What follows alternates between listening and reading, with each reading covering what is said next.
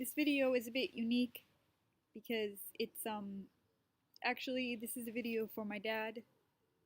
He passed away last month, and well, I found the best way to honor him was actually to show how much he influenced me, and that I probably wouldn't make this YouTube channel if it wasn't for his influence on my life.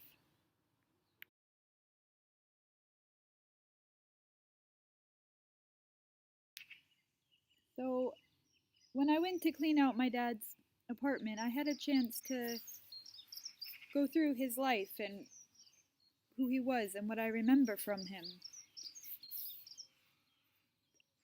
He was definitely a character of a person, which might be where I get a bit of my funkiness from. This was his business card. He was a complete deadhead. He played music with, back in the day, he played music with all kinds of guys like the Eagles. He was hanging around with people like Ricky Lee Jones, Eric Clapton.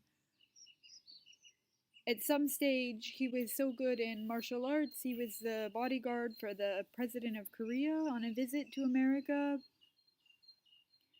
He was in the Coast Guard until he got honorably discharged for sleepwalking on ship. And for quite a few years, he was a fire inspector. And he loved that job. He liked pissing off all the rich guys who were trying to build stuff, but they weren't up to code. So, I got a lot of traits, I think, from my dad. One thing is, he liked to do all kinds of weird multimedia projects, like this one, Christmas CD Mix. And, well, I mean, you're watching my YouTube channel, which is, and you know, I mean, music. When I was 16, he got me an electric guitar for my birthday. He took me to piano lessons. He tried to teach me how to play harmonica, but didn't go very well. And he gave me a lot in those respects. But the thing that I think I got most from him, that I think I most remember from him, is food. Everything I think back to in my childhood about my dad centers around food. Cooking, eating, the barbecue, going out to Seattle to go to Dick's Hamburgers, going fishing, and, well, I mean, we ate a lot of fish from the grocery store because Dad wasn't very good at fishing. But food, you know, and that's what I most remember. And when I went into his apartment, the thing that hit me the most was seeing those Fiesta-ware dishes in the cupboard and just thinking, well, he's never going to eat off of those again.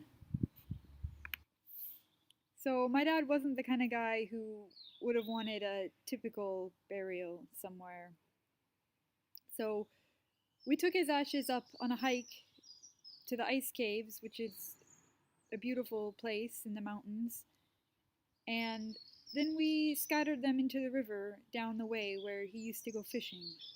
My first trip up to the ice caves were as a baby with him when he carried me on his back, and now I have carried him in my arms. He's actually pretty heavy still. When we were up at the ice caves, I asked everybody else to tell me about food and Dad, and it wasn't very difficult to get responses from them. Dean McMurray was excellent foodie.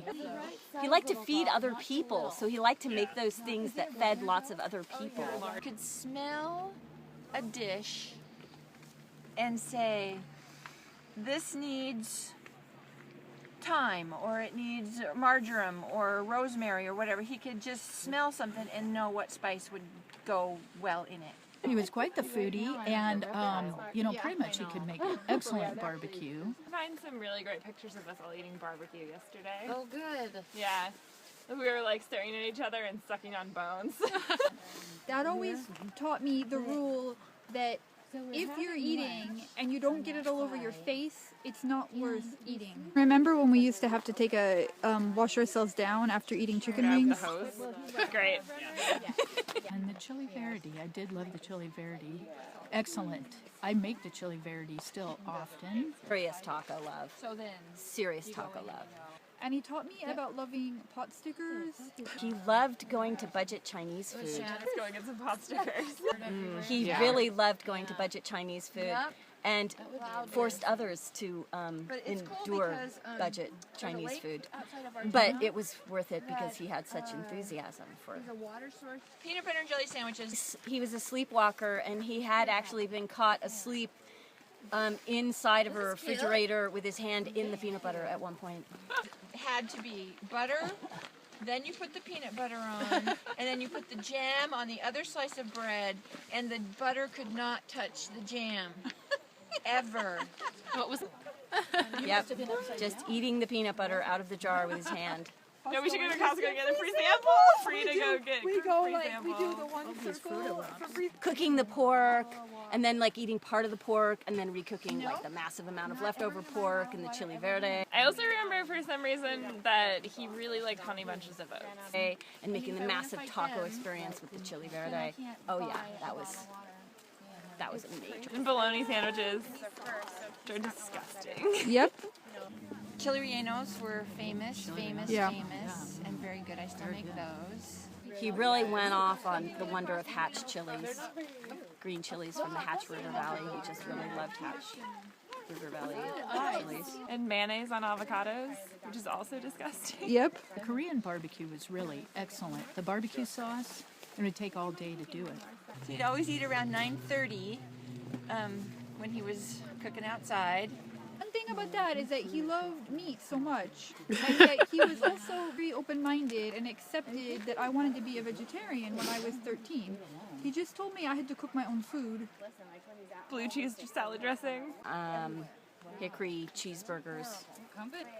Oh, fettuccine alfredo, the blue cheese. Oh yeah, the gorgonzola, Gorgonzola. fettuccine alfredo. Yeah. Yeah, The gorgonzola. That is the best. The gorgonzola was pretty over the top. Serious hickory cheeseburger I event. made polenta with balsamic vinegar and tomatoes and mayonnaise. The turkey soup with leftover turkey dinner, like for Thanksgiving.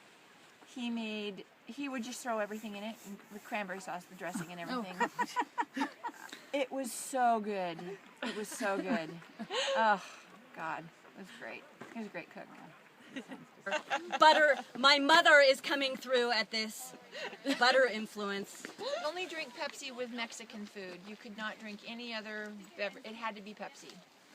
He was always trying to capture the apple pan hickory cheeseburger experience, which was the diner that served cheeseburgers that had been open since maybe the 40s in Los Angeles at Pico and Westwood, and they refused to sell out when everything gentrified, and they hired these ex-cons to make burgers that never quit because they got paid really well, and they could take stacks of Tillamook cheese and just twist it and make all the cheese slices separate, and the burgers were amazing, and they gave you actual heavy cream with your coffee, and they never changed how they did anything.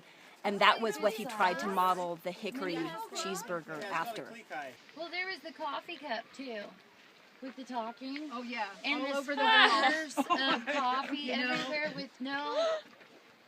Didn't even notice it. Nope, not at all. All over. That. Wow. How do you do that? You know, big movements with the coffee cup. When I contacted my dad's old work, the fire department, I just said, well, you guys might want to know Dean McMurray passed away. And I got back about 4 responses from people saying, oh, Dean was great, fire inspector. And man, he made these great barbecues. We loved it when he used to come barbecue out here. Loved him cooking. He would feed the whole firehouse. Yeah. And he loved feeding the firehouse, and they loved being fed by him. Well, so he was Dean-alicious. Just plain Dean-alicious. But he just loved food. He just loved food. We returned to the place where we could have built a campfire. And Dad would cook some food on the campfire.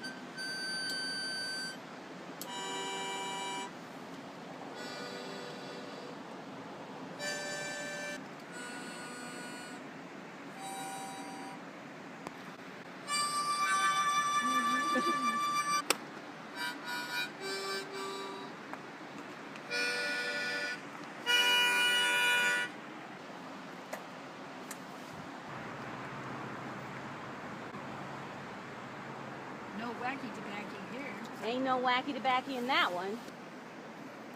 He really did like his roller. He did? Oh yeah, He was happy with his rolling machine. it's a good deal. Well, he Lukewarm. always used to say so I was it's going to perfect. take up jogging, but the ice kept falling out of my glass.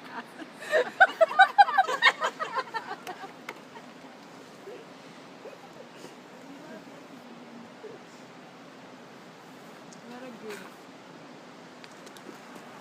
Coach Dean. And so your vision is completed with him.